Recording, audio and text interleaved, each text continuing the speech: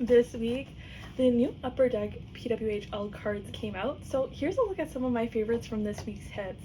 Starting things off is the Michaela Cava base Silver Outburst.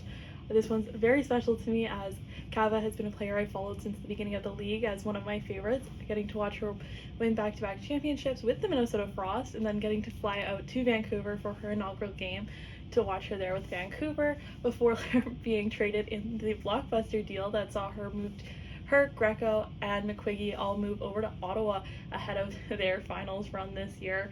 So it's been a special run, and yeah, I'm excited to add this one to our collection. Up next was this year's Dazzlers. This year they added a pattern into the background. This one here is of Denisa Shishova, who reached over 100 games this season, playing with the Frost before being traded to New York in the later part of this season. Shishova has been a standout player for the Frost, and her speed and agility on the ice has been incredible to watch. Yeah, not too sure how I feel about the added pattern in the background. I feel like it takes a little bit away from the players, but still a really cool card to have. Up next is a new twist on the Upper Deck portraits. This year they're more of a watercolor, adding in several colors in the background. They've started to grow on me. I didn't love them at first, but this one is of Alex Carpenter in her inaugural Seattle Torrent jersey pop. Yeah, so it's really cool variation of the typical portraits that we've seen in past years. Also in this year's set is a new subset of netminders, all goaltenders from across the PWHL. I think it's a really cool way to kind of shine a spotlight on the goalies that don't typically get the recognition. This one's of Maddie Rooney, featuring the Walter Cup patch for their Minnesota's back-to-back championship earlier this season. Always love watching her hit the ice, and she's been incredible with Minnesota and excited for the years to come. Next in this year's set was the Young Guns collection. This has been a staple with Upper Deck for years and years, although this year they took a new twist with the women's cards, making them in the same format as the men's. I think it's definitely a cleaner look and I love it. However, I do kind of wish we could still get some sort of variation between the men's and the women's cards. I think it would be a really cool way to add to collections and, create some separation between the two. This one is of Kendall Cooper from the Minnesota Frost, who I got to watch be drafted last year in Ottawa before putting up an incredible season. I'm very sad to see her leave the Frost, but wishing her the best in Las Vegas. Next is the Upper Deck Canvas. These are a newer collection for the women's cards.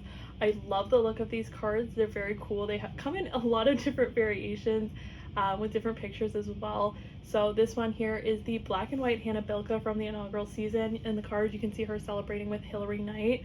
I think this was a really cool addition. Always love to see the canvas cards in the tin sets, so I'm really glad Upper Deck was able to bring it over to the women's side.